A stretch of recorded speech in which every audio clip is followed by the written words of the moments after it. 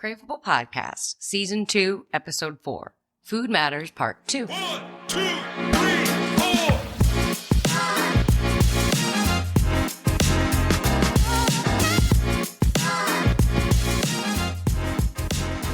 Hello, and welcome to the Craveable Podcast, where real matters. We are your hosts, Ben and Katie, and this show is brought to you by Fossil Farms.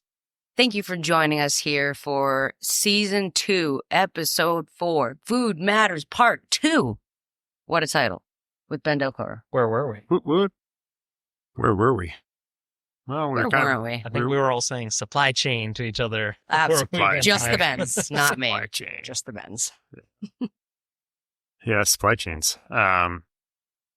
What are we doing wrong and what are we doing right in our food system? We were briefly, while we were off there, going to talk about New Zealand. Maybe that'd be a springboard. Ben just took a great trip without us to New Zealand to visit our venison and elk farm partners. And God, is it a beautiful country. So with that all said, and me being very jealous, tell us about New Zealand and what they're doing right.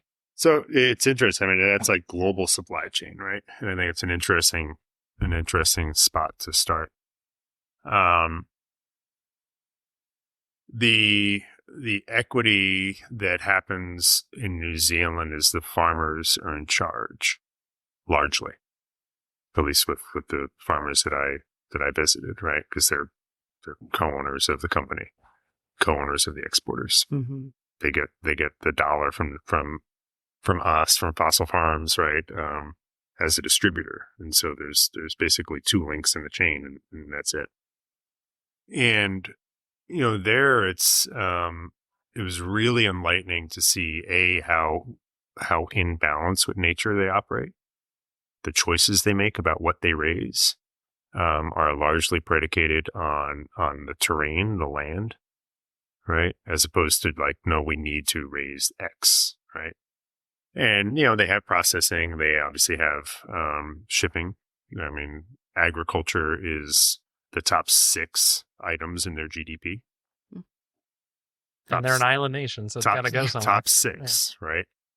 Crazy. It is crazy. And it is largely for export because I think the population of New Zealand is like 5.3 million people. That's right? Insane. That's crazy. And there's something like 30 million lamb there. So you can do the math. Is that true, really? Yeah, it's wild.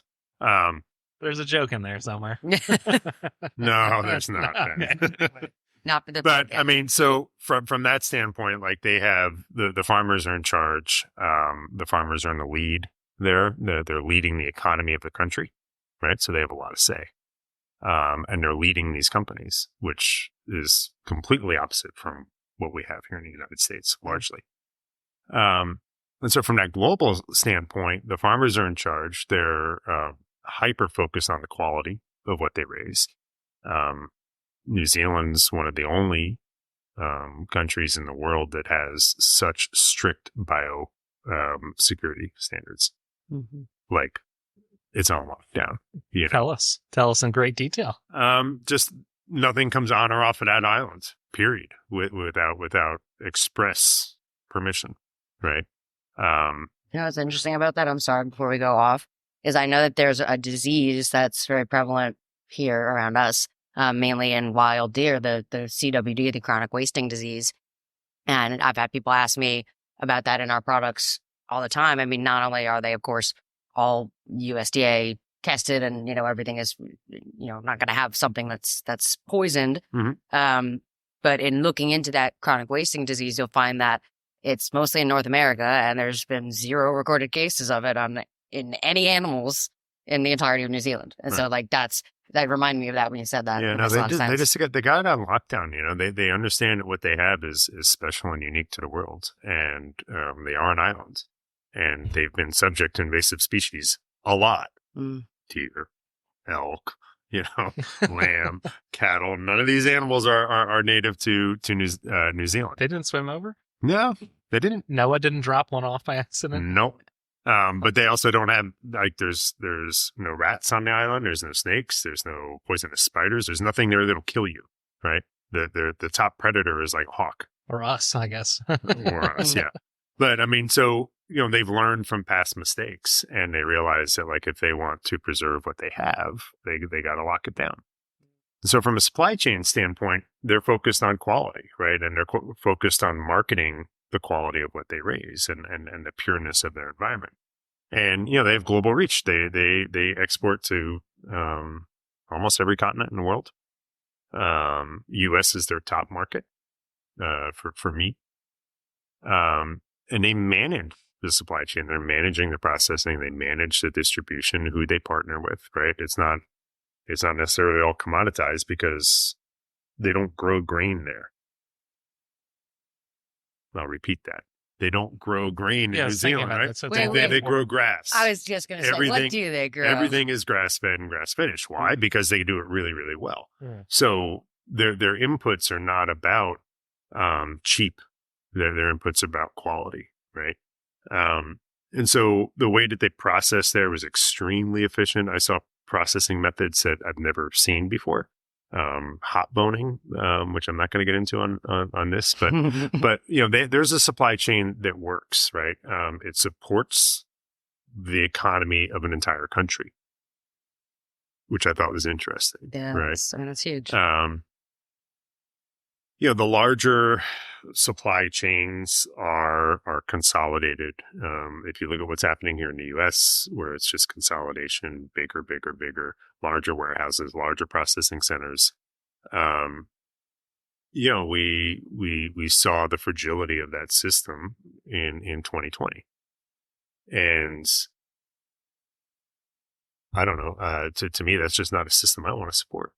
Right, something that, if there's a bug that goes around or a disease that goes around, a bacteria, a virus that goes around, all of a sudden you can't get basic provisions or anything, right?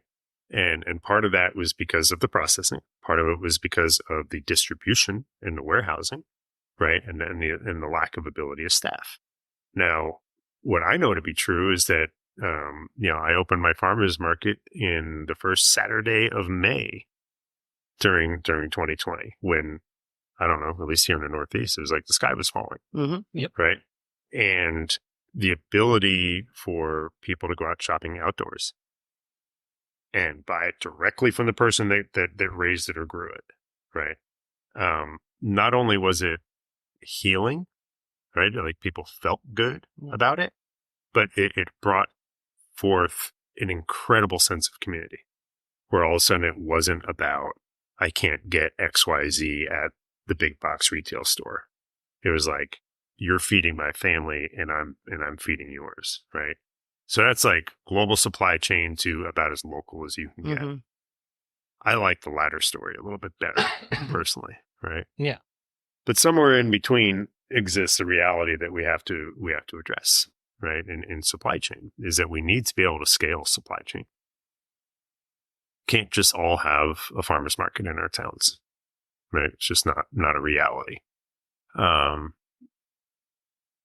So in between that, to me, there's the mid-sized distribution points, the aggregators that are able to go out there and build local and regional supply chains and merchandise, market, and distribute those goods within a geographic area.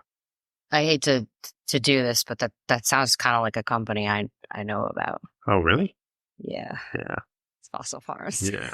But That's us. But it's not just us. I mean, look, there's No, it's not just us. plenty of companies out there that do this, and they do it well, Mhm. right? The challenge is that you're up against giants. And we talked in the last episode about like economies of scale. And these mid-sized distribution points and aggregators, they honestly can't scale to that national level, and they shouldn't scale to that national level, right? Because then they're going to lose the value that they present to the local supply chain. But that, to me, is we saw it, right? We're operating here through 2020.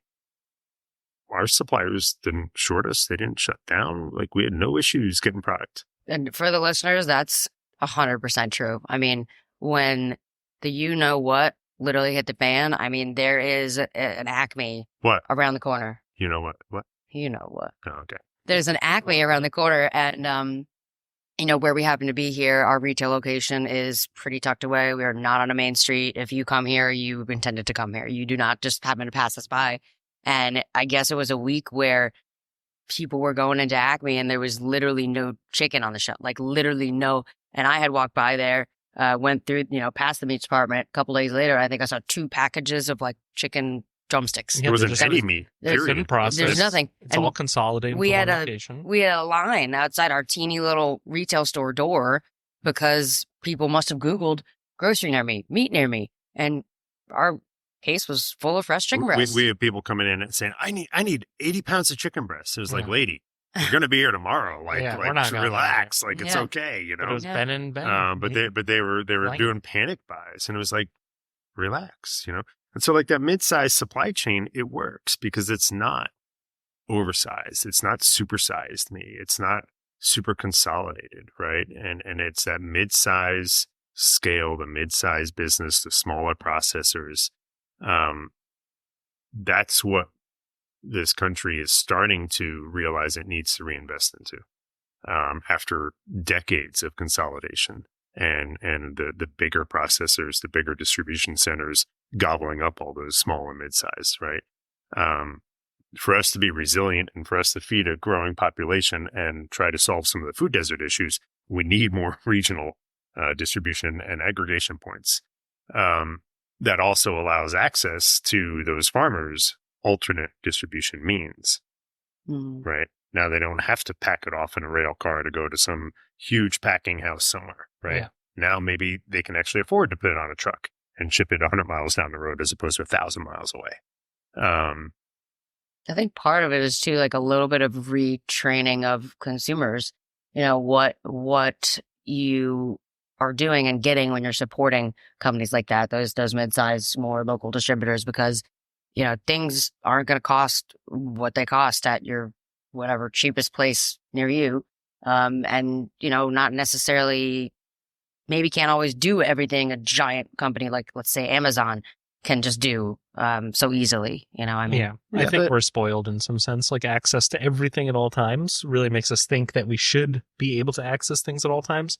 And it really is very unrealistic. Yeah. And because our reality, our seeming reality is that we can have whatever we want whenever we want it. And the truth is that's just not how things at work. what cost? Yeah, at a cost. At what cost? Yeah, at right? what cost and What's the real cost to that? I mean, Yeah. you mentioned Amazon. I mean, Amazon has distribution hubs everywhere. everywhere. There's a reason, right? They're not distributing out of like 3 warehouses across the country. Yeah. They have hundreds of them, maybe even thousands at this point. I don't know. Amazon is a logistics company today. They're They amazing. are not someone who sells things on a website. No, Or if it's- you still think they are. It's incredible. Right? It's incredible the way that they've morphed over, And even over the they past. struggle with grocery and meal plans and shipping fresh Of direct. course they do. Yeah. Yeah. I mean, it's not their model, right? I mean, the plastic dry stuff ships a lot easier and it's, Yeah. and it's a lot lighter and less volatile than food. I mean, if we're going to talk about food supply chains, I think we need to, talk about the elephant in the room and just how freaking broken they are, right? I mean,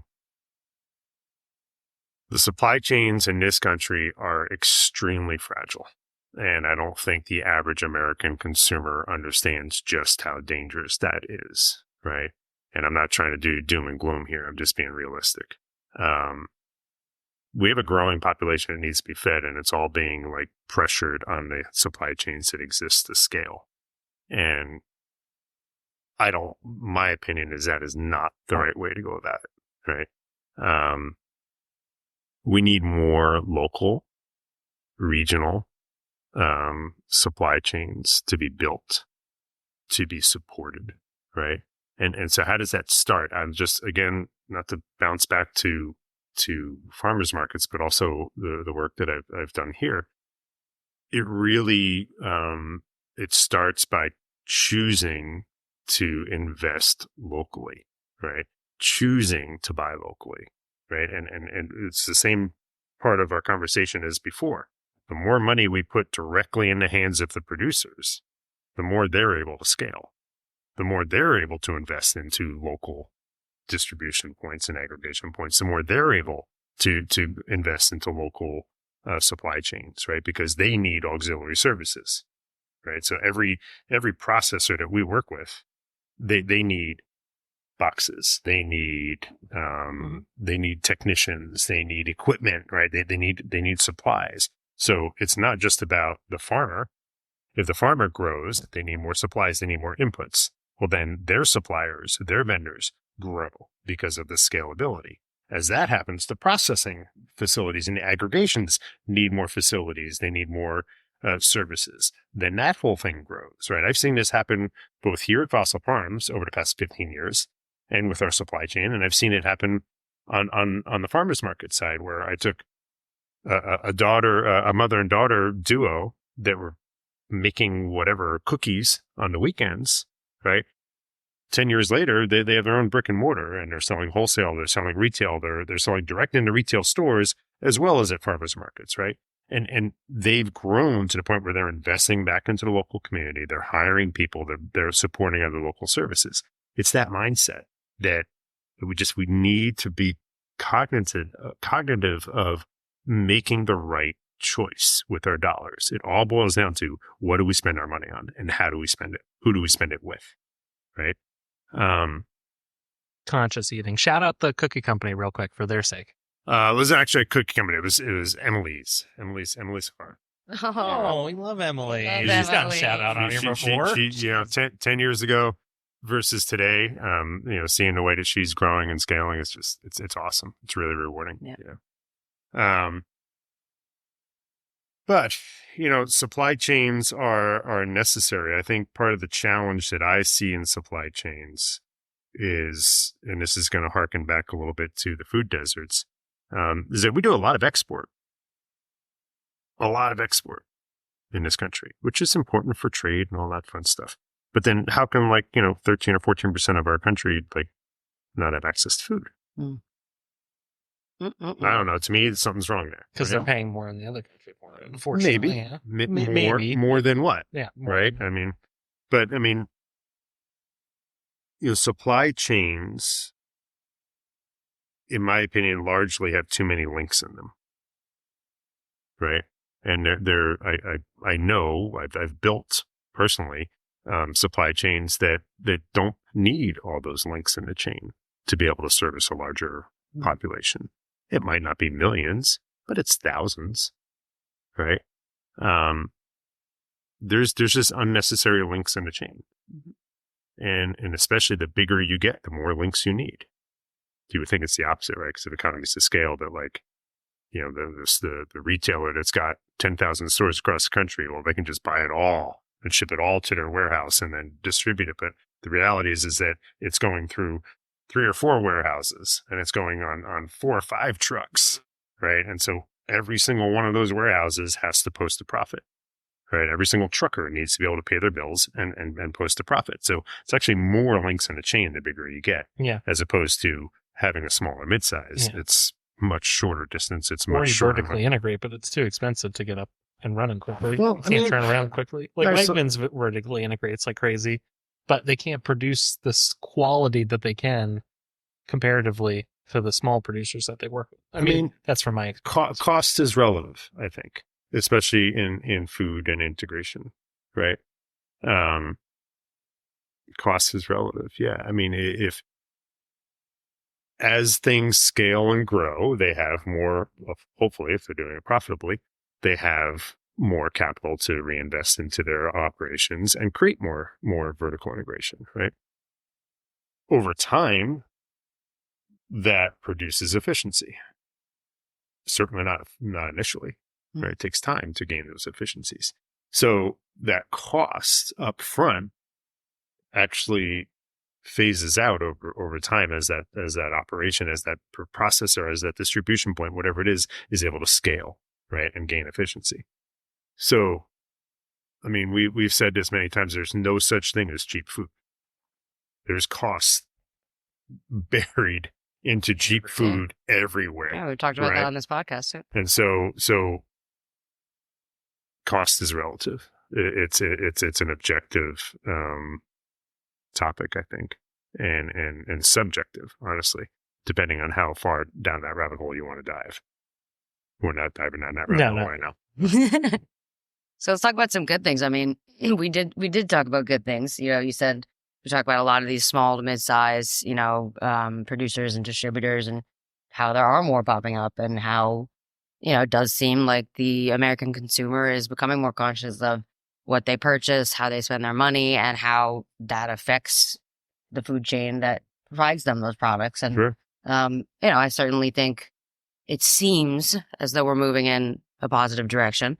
How long that could take, I don't dare to guess. If it, turns the tide in the positive way too, versus Well, going like soil and green style. I mean, what's the topic of this whole episode? Food matters? Food matters. Food Food matters. matters. So, I mean, yeah, food matters, right? It does matter.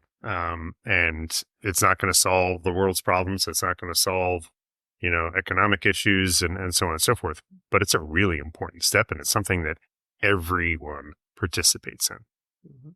Everyone participates in it. Everyone participates in food and food choices and eating, right? Not everyone participates in the financial markets. Not everyone participates in Bitcoin or whatever the hell Yeah. the thing is today, right?